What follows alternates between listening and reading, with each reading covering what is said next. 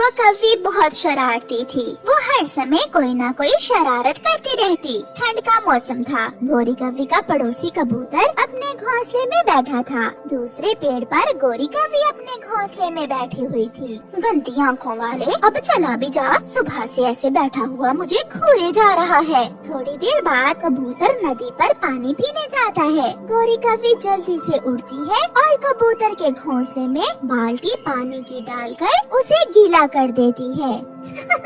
अब आएगा मजा। गोरी कौवी कबूतर का घोंसला गीला करके जल्दी से वहाँ से जाकर अपने घोंसले में बैठ जाती है। कबूतर भी नदी से पानी पीकर आ जाता है। अरे ये मेरा घोंसला कैसे गीला हो गया? ये शरारत किसने की होगी? कबूतर अपनी पड़ोसन गोरी कौवी के पास आता है। गोरी, मेरे घोंसले में किसी ने पानी गिरा दिया है। क्या तुमने किसी को देखा है? हाँ कबूतर भैया, मेरे सुंदर भैया। कबूतर, तुम जैसे ही गए मिठू तोता तुम्हारे घोंसले की तरफ आया था। बाकी मुझे नहीं मालूम उसने क्या किया वहाँ। मैंने उसे जाते हुए देखा था। तो ये शरारत उस मोटी चोंच वाले मिठू की है। मैं अभी जाकर उसे पूछता हूँ। कुछ सोचे बिना कबूतर मिठू के घोंसले की तरफ जाता है। कर लो, अब सोने का नाटक कर लो मोटी चोंच वाले। यार कबूतर, तुम्हें क्या हुआ है? पागल हो गए हो क्या? तुमने मेरे घोंसले में पानी गिराया है। बताओ तुमने ऐसा क्यों किया? जाओ अपना काम करो। यार मैं तो सो रहा था। मैं पूछता हूँ, तुमने ऐसा क्यों किया? मैंने कुछ नहीं किया, तुम झूठ बोल रहे हो। इसी बात पर दोनों में लड़ाई हो जाती है। दोनों एक दूसरे को खूब मारते हैं। गोरी कौवी थोड़ी दूर बैठी उन दोनों का तमाशा देख रही थी। कबूतर, और मारो इसे। इस मोटी चोंच वाले ने कल मुझे अपना अमरूद नहीं दिया था। रोता हुआ मिठू तोता चिड़िया के पास जाता है। चिड़िया, मुझे मारा है। मुझे उस गंदे कबूतर ने बहुत मारा है। वो क्यों मिठू? वो कहता है मैंने उसका घोंसला गीला किया है, मगर मैं तो वहाँ गया ही नहीं। ये शरारत जरूर किसी और पक्षी ने की होगी और नाम लगाया होगा तुम्हारा। तुम चिंता न करो मिठू, वो जो भी होगा सामने आ जाएगा। ऐसे ही कुछ दिन गुजर जाते हैं। गोरी कौवी बुलबुल के घोंसले में जाती है और बुलबुल का एक अंडा पी लेती है। गोरी कौवी वहाँ से भाग जाती है। बुलबुल जब घोंसले में आती है तो रोने लग जाती है। मेरा अंडा कहाँ गया? अभी थोड़ी देर पहले तो मेरा अंडा घोंसले में ही था। रोती हुई बुलबुल गोरी कौवी के पास जाती है। गोरी, मेरा अंडा घोंसले में नहीं है। वो छोटी चिड़िया अभी थोड़ी देर पहले तुम्हारे घोंसले में बैठी हुई थी, मगर वो मेरा अंडा क्या करेगी? ऑमलेट बना कर देगी अपने बेटे को, और क्या करेगी? जाओ और जाकर चिड़िया से पूछो। बुलबुल गुस्से में चिड़िया के पास जाती है। चिड़िया अपने घर में अपने बेटे के लिए ऑमलेट बना रही थी। पकड़ी गई, चोरनी पकड़ी गई। लाओ मेरा अंडा मुझे दे दो। बुलबुल बहन, ये अंडा तो मेरी मुर्गी का है, मैं तुम्हारा अंडा क्यों लाऊंगी? मुझे गोरी कौवी ने सब बता दिया है। तुम ये अंडा मेरे घोंसले से ही चुरा कर लाई हो। तो ये गोरी कौवी है जो सबको लड़ा रही है, उसे सबक सिखाना ही होगा। छोटी चिड़िया, मुझे मेरा अंडा वापस कर दो। लो बुलबुल बहन, अगर तुम्हें लग रहा है कि ये अंडा तुम्हारा है तो ये अंडा तुम ले जाओ। बुलबुल मुर्गे का अंडा लेकर वहाँ से चली जाती है। फिर दूसरे दिन चिड़िया गोरी कौवी के पास जाती है और उससे जाकर कहती है, गोरी कौवी, मैं पहाड़ों पर जा रही हूँ। चिड़िया, वो क्यों? वहाँ एक पेड़ पर एक घोंसला है जिसमें 2 अंडे हैं। मैं वो अंडे लाकर अपने बेटे को ऑमलेट बना कर दूंगी। अच्छा, कहाँ है वो अंडे? पहाड़ों के पास बेरी के पेड़ पर है घोंसला। ऐसा कहते हुए चिड़िया वहाँ से चली जाती है। पागल चिड़िया, अब तो वो अंडे मैं ही पीऊंगी और तुम ऑमलेट बनाओगी अंडों के बिना ही। गोरी कौवी वहाँ से भागती है। वो शॉर्टकट रास्ते से होती हुई पहाड़ों पर जाती है। वो इधर उधर देखती है। फिर उसे बेरी के पेड़ पर घोंसले में 2 अंडे नजर आते हैं। उधर चिड़िया भी चील के पास जाती है जो झरने पर बैठी हुई थी। चील दी, जल्दी जाए, वो गोरी की बच्ची आपके अंडे पीने वाली है। ये सुनकर बड़ी चील बहुत गुस्से में आ जाती है। उस काली कौवी की इतनी हिम्मत कि मेरे अंडों को चोंच लगाए, मैं अभी उसे देखती हूँ। चील जाते हुए एक डंडा उठा लेती है।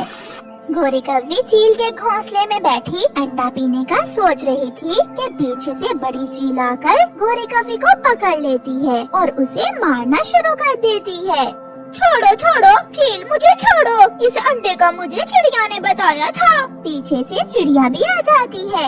इतना बड़ा झूठ, चील दी, इसे और मारो। एक चोरी और ऊपर से झूठ। छोटी काली कव्वी, तुझे तो मैं छोड़ूंगी नहीं। फिर वो चील गोरी कव्वी को मार मार कर उसकी पूंछ तोड़ देती है और गोरी कव्वी किसी न किसी तरह जान बचाकर वहाँ से भाग जाती है। वो तो भागती हुई दूसरे जंगल ही जाकर रुकती है। शायद अब ही गोरी कव्वी सुधर जाए। प्यारे दोस्तों, इस कहानी को लाइक करना बिल्कुल मत भूलना। आपका धन्यवाद। अगर हम आज ही काम शुरू करें तो कल तक हमारा घोंसला बन सकता है। मैं बहुत खुश हूँ। मेरे आने वाला बच्चा हमारे नए घोंसले में रहेगा। वो हमारा घोंसला देखकर बहुत खुश होगा। तो फिर काम शुरू करते हैं। आप सूखे तिनके इकट्ठे करो और मैं घोंसले को नरम बनाने के लिए नरम चीजें लेकर आता हूँ। कबूतर अपने घोंसले से निकलता है और लूसी कबूतरी अपना काम शुरू करती है। कबूतर दूसरे जंगल बुलबुल के पास जाता है। बुलबुल बहन, क्या आपके पास पुराने पंख हैं? अगर हैं तो मुझे दे दे। क्या आप अपना नया घोंसला बना रहे हैं? हाँ बुलबुल बहन, मैं चाहता हूँ कि मेरा घोंसला नरम और आरामदेह हो। कबूतर बुलबुल से गिरे हुए पुराने पंख ले लेता है और फिर पहाड़ों के पास जाता है जहाँ नरम घास थी।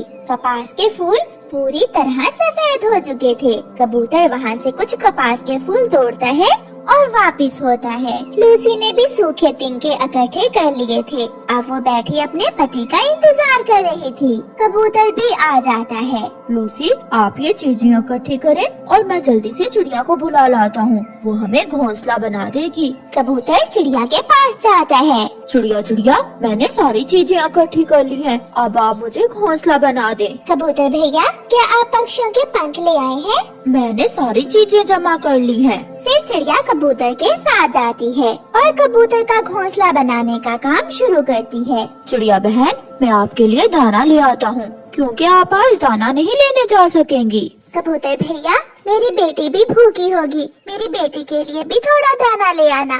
कबूतर चिड़िया के लिए दाना लेने चला जाता है और चिड़िया कबूतर का घर बनाती है। कबूतर मैदान में जाता है और वहाँ से उसे कुछ दाने मिल जाते हैं। लूसी, तिनके तो लग गए। अब आप मुझे रंग बिरंगे पंख दो। मैं वो पंख लगाकर घोंसला नरम बना देती हूँ। चिड़िया बहन, आपने घोंसला बनाना कैसे सीखा था? मैंने अपनी माँ से सीखा था। मेरी माँ बहुत सुंदर घोंसले बनाया करती थी। कबूतर दाना ले आता है और चिड़िया कबूतर का घोंसला बना देती है। चिड़िया बहन, आपने तो कमाल कर दिया। ये घोंसला तो बहुत शानदार है। चिड़िया अपने पड़ोसी की मदद करके दाना लेकर अपने घर चली जाती है। आज रात लूसी और कबूतर बहुत खुश थे। वो अपने नए घोंसले में बैठे बातें कर रहे थे। दूसरे दिन पड़ोसी कौवे कबूतर और कबूतरी का नया घोंसला देखकर हैरान हो जाते हैं। कालू, ये कबूतर और कबूतरी ने कब नया घोंसला बना लिया है? ये तो बहुत सुंदर है। गोरी, मेरा तो मन कर रहा है कि हम उनका घोंसला चुरा लें। देखो देखो, वो दोनों कहीं जा रहे हैं। वो शायद नदी पर जा रहे हैं। चलो, तुम मेरे साथ चलो। फिर कौवा और कौवी कबूतरों के घोंसले के पास जाते हैं और इधर उधर देखकर उनका घोंसला उठा लेते हैं और वहाँ से भाग जाते हैं। वो जंगल की दूसरी दिशा में चले जाते हैं। कबूतर और कबूतरी जब वापस आते हैं तो अपने पेड़ पर अपना घोंसला ना देख वो रोने लग जाते हैं। हमारा घोंसला किसी ने चुरा लिया है। मैं छोड़ूंगा नहीं, मैं उसे छोड़ूंगा नहीं जिसने हमारा घोंसला चुराया है। गुस्से में कबूतर उड़ता है। वो सारे जंगल में घूमता है। तोता अपने घोंसले में बैठा हुआ था। मैना भी अपने घोंसले में बैठी हुई थी। कबूतर रुकता नहीं, वो आगे जाता है। ये पेड़ ठीक है कालू जी, हम इसी पेड़ पर अपना घोंसला रखते हैं और ठंडे मौसम में गरम घोंसले के मजे लेते हैं। मेहनत की कबूतर ने और आराम करेंगे हम। दुष्ट कौवो, मैं आ गया हूँ। मैं अपनी मेहनत से बनाया हुआ घोंसला किसी भी कीमत पर तुम्हें नहीं दूंगा। कबूतर को देखकर कौवे डर जाते हैं। ये घोंसला तो हमारा है। कबूतर घोंसला उठा लेता है। दुष्ट कौवो, ये देखो, इस घोंसले में हमारे गिरे हुए पंख अभी तक मौजूद हैं। कबूतर अपना घोंसला ले जाता है और कौवे एक दूसरे का मुंह देखते रह जाते हैं। उस रात तेज बारिश आती है। ऐसी बारिश में कबूतर और कबूतरी आराम से अपने घोंसले में बैठे हुए थे, जबकि कौवा और कौवी तेज बारिश और ठंड में एक सूखे पेड़ पर बैठे हुए रो रहे थे। प्यारे दोस्तों, इस कहानी को लाइक करना बिल्कुल मत भूलना। आपका धन्यवाद।